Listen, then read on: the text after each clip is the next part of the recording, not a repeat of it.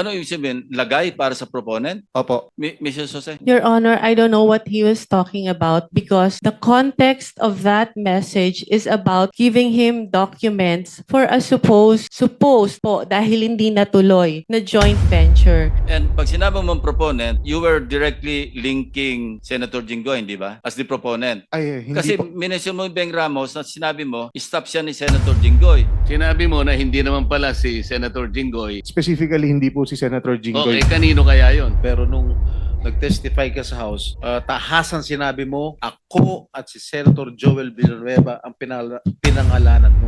But I want to be truthful, ano? As para Senator Jinggoy, nakita namin yung 355. Now, ibang usapan yon doon sa sinasabi mong 30%. The burden of proof is on you. Ang sabi niya, binigyan ka ng pera para ibigay mo sa politiko. Am I correct? Is that true? Is that true? Can you confirm? Respectfully delay po yung sinasabi niya, Your Honor. So tama si Senator Lacson, the burden of proof lies with you, Mr.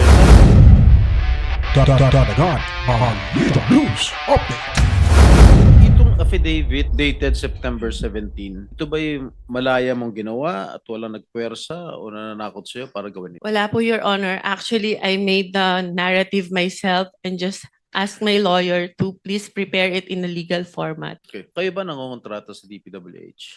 Yes, Your Honor. Alright. Ang WJ Construction ay negosyo nyo. Tama po ba? Yes po. Ano yung mga kontratang nakukuha nyo sa DPWH? Meron bang mga flood control projects? Meron po kami huling last ginawa na flood control in 2023 po. 2023? Yes po. Ano-ano po lugar?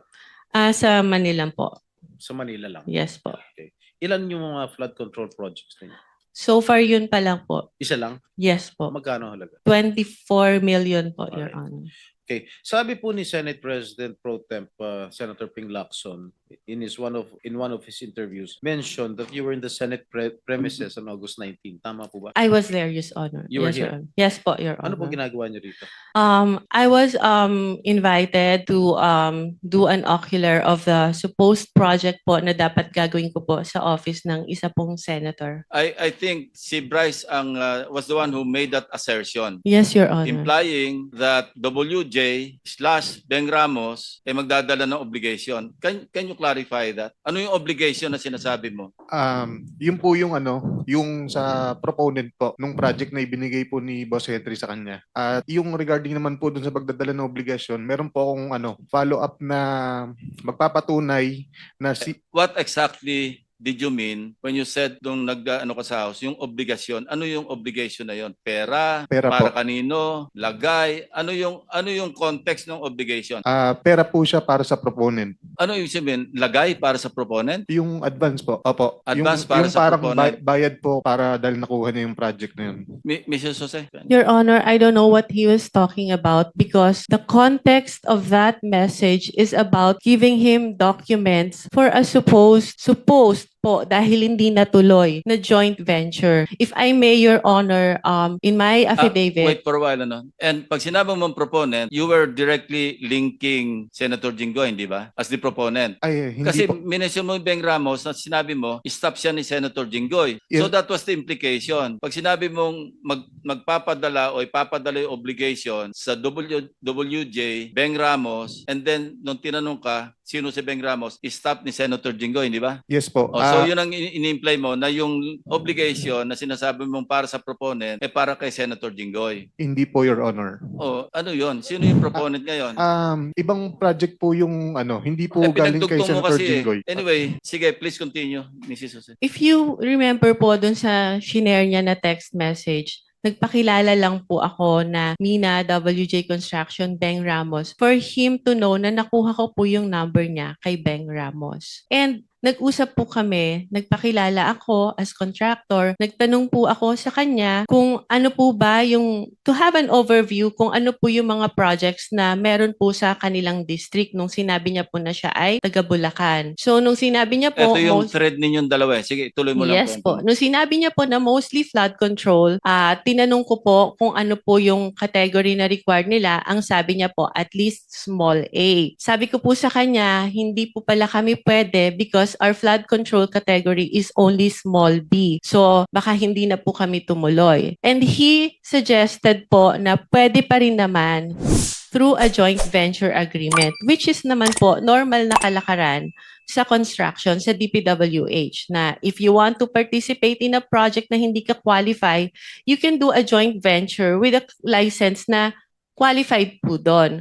So our agreement was that, but sa kanya po, bibigyan kita, ipapakilala kita dun sa contractor na qualified, but all the expenses, sabi niya, for the processing of the joint license agreement will be for your account.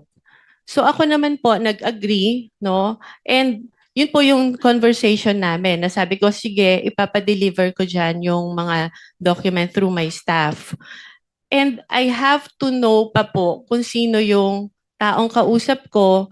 Kaya medyo ano pa rin po ako medyo cautious pa rin po ako. I want my staff to go there para makilala po siya at kung sino yung contractor na sinasabi niya. Mr. Chair, may Mr. Chair? I interject? Mr. Chair, Yes, Senator with the Marcoleta. permission of Senator. Bryce, nung nag-testify ka sa House, matibay yung salita mo na si Miss, ano pangalan? Mina po.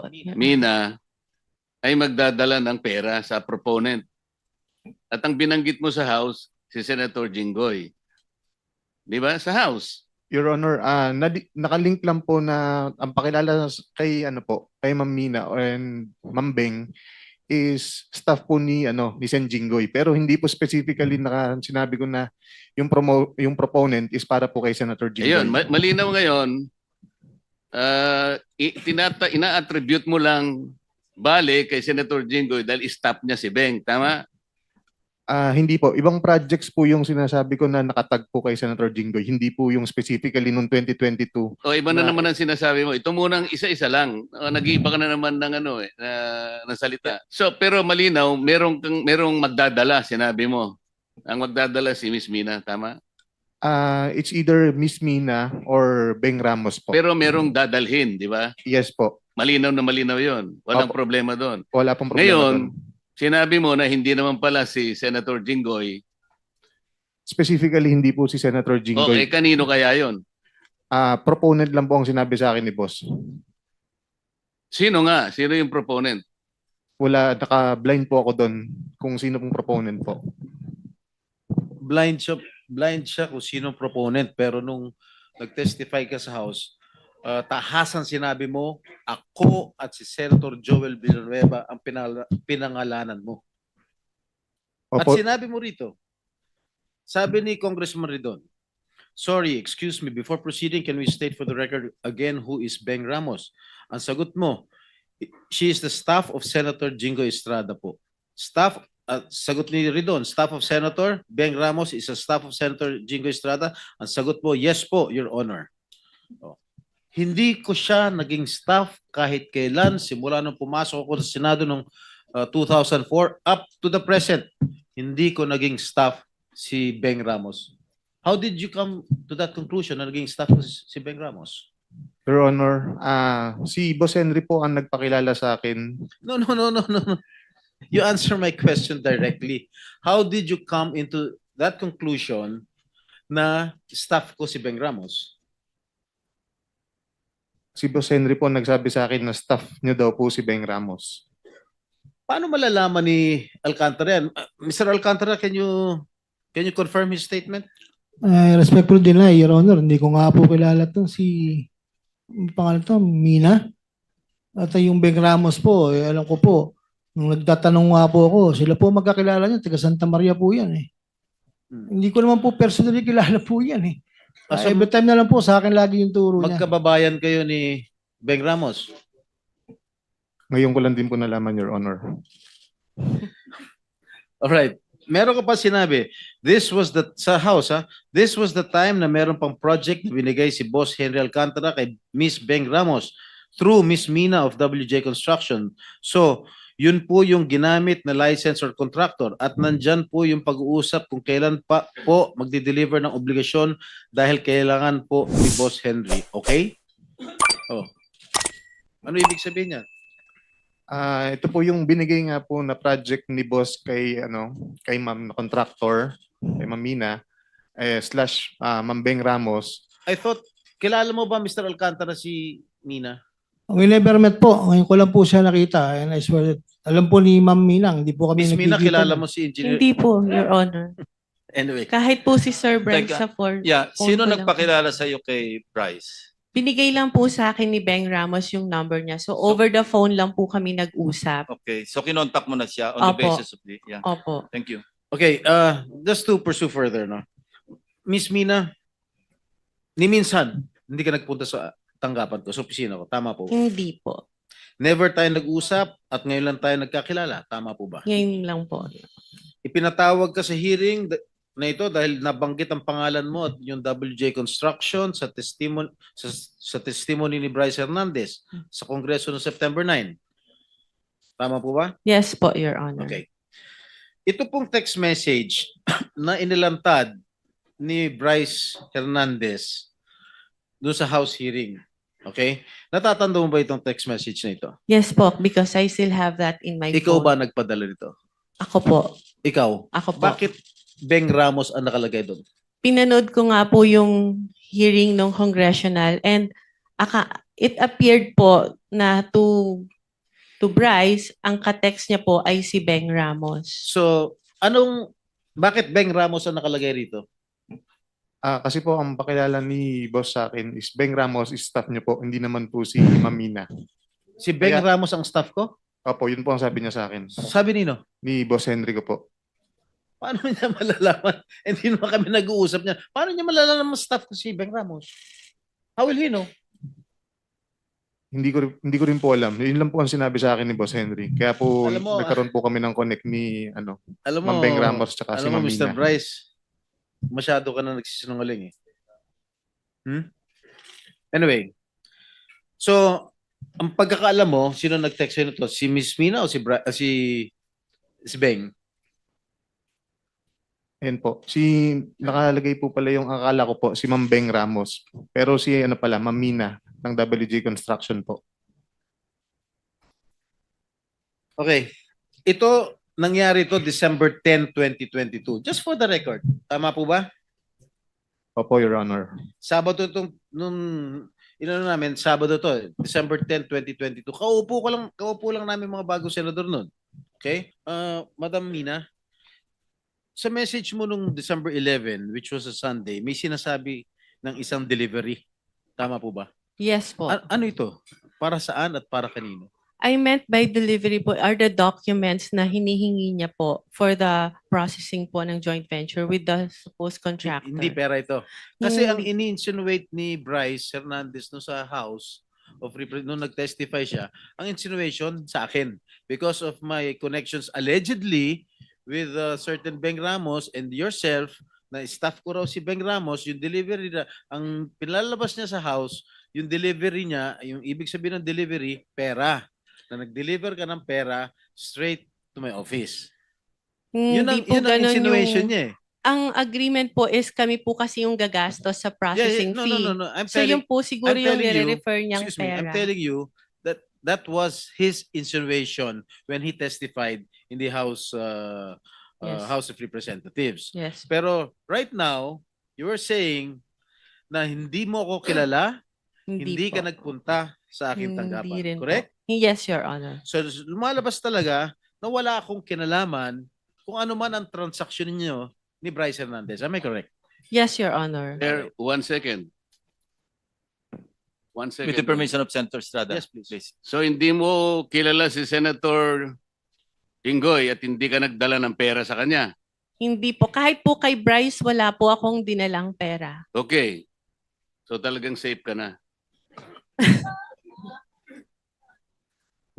Please continue. Okay. Nabigyan ka ba o na-awardan ka ba ng DPWH project ni Bryce? Wala po kaming na-award na project dahil hindi nga po kami natuloy na mag-bid, Your Honor. So kasi again for the last time, pinalalabas kasi ni Bryce Hernandez ng text message ay patungkol sa akin. Okay? Very clear yan. Pero mismo ang taong kausap sa text ay nagpapatunay na kayo na wala naman akong kinalaman dyan. Can Wala you please po. confirm? Your Honor, ang usapan pa lang po namin is magkakaroon pa lang po ng joint venture para po mag-qualify po kami. And for that, sa ganyang pagkakataon po kasi, meron pa pong invitation to bid and hindi ko pa rin po alam kung ano yung project specifically dahil nga po over the phone lang kami nagkakausap. That's why I want to send a staff para po mas malaman mabuti ano ba yung project na sasalihan po namin na for the joint venture agreement. Before you proceed, Senator Jinggoy, the committee welcomes DOJ Secretary Crispin Boying Remulla to the Senate. Thank you. Thank you. So, tapos na ako sa'yo, Madam Mina. Tiga Sambales Nice ka pala? to meet Tiga you, sir. Sambales ka? Opo. Lumaki ka Sambales? Yes po. Marunong ka magsalita? Opo. And to add po, my father is also a public servant for more than half of his life and he's known to be incorruptible. Kaya ang sakit po na madrag talaga yung pangalan. Tanda mo Manambali? Yeah po. Okay. Anyway, for the record, Engineer, I'll be asking questions to propound questions to Engineer Hernandez. Mr. Are you done President- with Ms. Mina? So we Yes, can I'm excuse done. her? Yes, please. Unless other members will be asking questions pa. Wala naman. Okay. So you cannot leave yet. Mr. Bryce Hernandez, hindi tayo personal magkakilala. Do you confirm? Yes, Your Honor. Ni minsan ay hindi po ako tumawag sa iyo, nag-text message sa iyo, nag-message. Tama ba? Yes, Your Honor. Sinabi mo sa testimony mo sa house na binigay mo ang pera kay D.E. Henry Alcantara at siya ang nagsabi sa iyo na bibigyan daw niya ako. Is this correct? Wala pong specific na sinabing ganun, Your Honor. Pagkatapos mo ko dinurog sa house ngayon, wala ka specific na sinabi. Yung dito po Hindi. kay... Pakinggan mo muna ang tanong ko, Mr. Bryce. Ha? Sabi mo sa testimony mo sa House of Representatives na binigay mo ang pera kay D.E. Henry Alcantara at siya ang nagsabi sa iyo na bibigyan daw niya ako. Is this correct? Tungkol po dun sa 2025 projects, opo. Okay. Hindi po dun sa 2022. Mr. Bryce, you mentioned the name or names of Senator Estrada and Senator Villanueva. Is it Senator Estrada twice on 2 occasions sa House? Yes po. One, 10:40 a.m. Sinabi mo, Senator Jingo Estrada and Senator Villanueva with a list of projects. I remember that. Yes po. And then on another occasion, 12:50 p.m., yun na yung pinakita mo yung screenshots na walang kahulugan sa ngayon, lumalabas. Yung kay WJ, kay D. Alcantara, tapos nilink mo kay si Beng Ramos, nilink mo kay Senator. Cleared na yon. Yes. Cleared na yon. Actually, regarding po doon, Your Honor, meron po akong follow-up na Sige. text message po na nag-confirm na nagdala po it's either Ma'am Beng or Ma'am Mina sa office. Dinala po doon sa administrative officer namin noong time na yon. Meron po akong text message na yun. Galing po sa Chief of Staff ni Boss Henry Alcantara.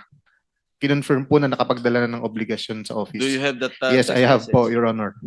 So Kaninong- that's related to the WJ. Yes issue. po, Your Honor. Nagdala ng pera. Can you Yung- show that? Yes. Or sige, basahin mo nga. Page. Kaninong office yun? Kaninong office? Ito po yung text message sa akin nung staff po ni Boss Henry. Sinong staff yan? Carlo Rivera po. Carlo Rivera. Sige, pakita na sa screen. Sige po. Nandito ba si Rivera? Andito? Hindi ko po Wala napansin, pa. parang wala po. Baka pwedeng paimbita, Mr. Chairman. We will.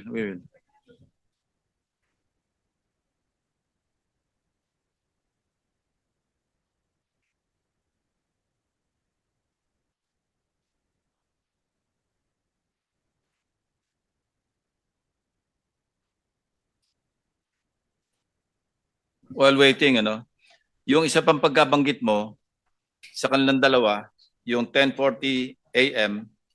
do sa House hearing ng September 9, di ba? September 9. Okay. Sinasabi mo nagbaba si Senator Estrada ng 355. Yes po, Si Your Senator Honor. Villanueva nagbaba ng 600 million.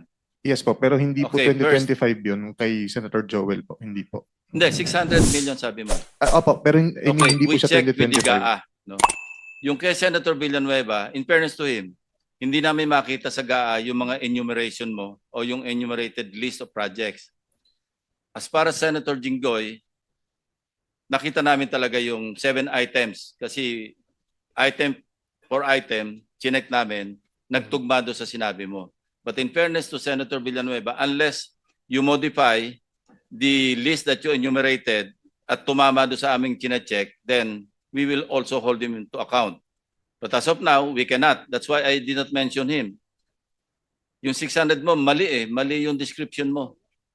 At wala kami makita. But I want to be truthful, ano? As far as Senator Jinggoy, nakita namin yung 355. Now, ibang usapan yon doon sa sinasabi mong 30%. The burden of proof is on you. Kasi sinabi mo, merong 30% si Senator Jinggoy. Yes po. Oh, how will you prove that? Si Boss Henry po actually, babasahin ko na po. Okay na ba yung screenshot niya? Oh, sige. Pakilabas mo muna yung screenshot. Hindi mabasa yung green, basahin mo na lang dyan. Ito po, ang highlight na lang po natin, Your Honor. December 16, 2022, 11:20 in the morning, nag-message po ang staff sa akin ni Boss Henry, si Engineer Carlo Rivera po. Ito po ang message niya. Boss, good day, M. Nakuha ko na po pala kay AO, which is Administrative Officer, yung pinadala nila Ma'am Beng Ramos. Yun po. Yun. And Opo. then, Wala, iba na po to eh. Ito pala. Good day, may bidding ba tayo? Nagtanong po ako sa kanya. Ang sabi niya po, wala pong bidding today, Monday po ulit bidding natin. Tapos nag-message po siya ulit ng December 16, 2022, 3:26 p.m. Nandito po si Kuya Sani. Papasabay ko na din po ba yung kay Beng Ramos? Sabi ko, okay, sige, pakipasabay na. anong context yan? Yung pera po na dinala nila Beng Ramos. Anong project yan? Your Honor, nakalimutan ko na specific anong project to, ng 2022. May nakakalimutan, Bryce. Opo. Kumpletuhin mo yung context, no? In fairness to Senator Jinggoy. And in fairness to Beng Ramos, kasi big eh. Opo. Sinabi mo nga ipapadala. Buuin mo yung istorya bago natin itackle yan. Sige po, Your Honor. Try to recall, try to remember, and then kumuha ka pa ng additional proof. Because sa akin, face value eh. Yes po, Walang Your Honor. context Sige eh. po. Opo. Mr. Chairman, if I may, just to Yes, follow Senator up. Villanueva. Thank you very much, Mr. Chairman. Just to follow up on what you mentioned a while ago, Mr. Chairman, and I thank you for walking the extra mile in looking at the particular items that this so-called witness made mention during the House hearings, Mr. Chairman. Meron po ako ditong 2023 GAA, Mr. Chairman. 2023 GAA. Sabi po niya doon sa hearing, Mr. Chairman, nasa GAA daw po. He was under oath when he said it. Binasa ko po lahat to, Mr. Chairman. Actually, nagpunta pa ho ako sa 2024 tsaka 2022. Actually, he mentioned 2023, hindi ba? Opo, tama po kayo, Mr. Chairman. So, mamaya habang break po tayo, at I will not, I wanted to appeal sana to my dear colleagues if I can ask questions dahil grabe ho yung ginawa sa atin. Pero, Mr. Meron ka Chairman, naman dito kasi last kang dumating. So you're number 13 after Senator Gatchalian, Senator De La Rosa, and then ikaw na. Opo, opo, So after Mr. lunch, Chairman. after our lunch Yes. break, you can have your time. Mr. Chairman, just to point out, Senator, go pa Mr. pala. Chairman, just to point out po, Mr. Chairman, few seconds lang. Mr. Chairman, ito yung 2023. Pwede ho ba ibigay natin kay Bryce ngayon, Mr. Chairman? Hanapin niya po dito yung sinasabi niya doon sa House na nandito yung binabanggit niya na may flood control project si Joel Villanueva. If we can, Mr. Chairman, that's Yeah. okay. But later, we'll leave you your time, your 5 minutes Thank you. after the break. Senator, ikaw pa, no? Sige. Yes, thank you, have Mr. Chair. Two, I just 2 minutes and 31 I'll seconds. just wrap up for the information of our of the committee. Yung sinasabi po ni Bryce, December 16 of 2022, I have not participated in any budget process for the projects for 2022, and that is very, very clear. All right. Engineer Alcantara, sinabi ni Bryce na binigyan daw niya sa iyo yung pera at may mga nakausap kang politiko na ang sabi niya, binigyan ka ng pera para ibigay mo sa politiko. Am I correct? Is that true? Is that true? Can you confirm? No, Your Honor. Respectfully deny po yung sinasabi niya. Ano po, ano? Respectfully deny po yung sinasabi niya na binigay niya po sa akin na may mga ganun pong issue, Your Honor. So tama si Senator Lacson, the burden of proof lies with you, Mr. Hernandez. Kasi tahasan mo sinabi sa House of Representatives at kinundinan naman ako ng taong bayan dahil sa isang salita mo na ako raw ay humihingi ng 30%. Okay? Mga kababayan, to my colleagues here in the Senate, I have already been crucified, vilified in the past. And I am, again, an easy target. Kahit sino pwedeng sabihin nilang pangalan. Pag sinabi mo ba, si Senator Hontiveros, humihingi ng 30%. Maniniwala ba tao? Hindi. Pag ako, si Senator Estrada humingi ng 30%, maniniwala ba tao? Yes. Dahil I have my past. Meron akong mga nakaraan na issues. Kaya I am very vulnerable to all these attacks. And I deny vehemently na merong hinihingi akong porsyento sa mga proyekto. Okay? And siguro, sinabi na ni D.E. Henry Alcantara na panay hearsay lang. Nakita mo ba na binigyan ako ni Henry Alcantara ng pera? Did you see? Did you ever see Alcantara handing money over me to me? I don't think so. Meron ba may nakita ka ba? Sagutin mo lang, yes or no, may nakita ka ba? Wala po. Okay. That's all, Mr. Chair.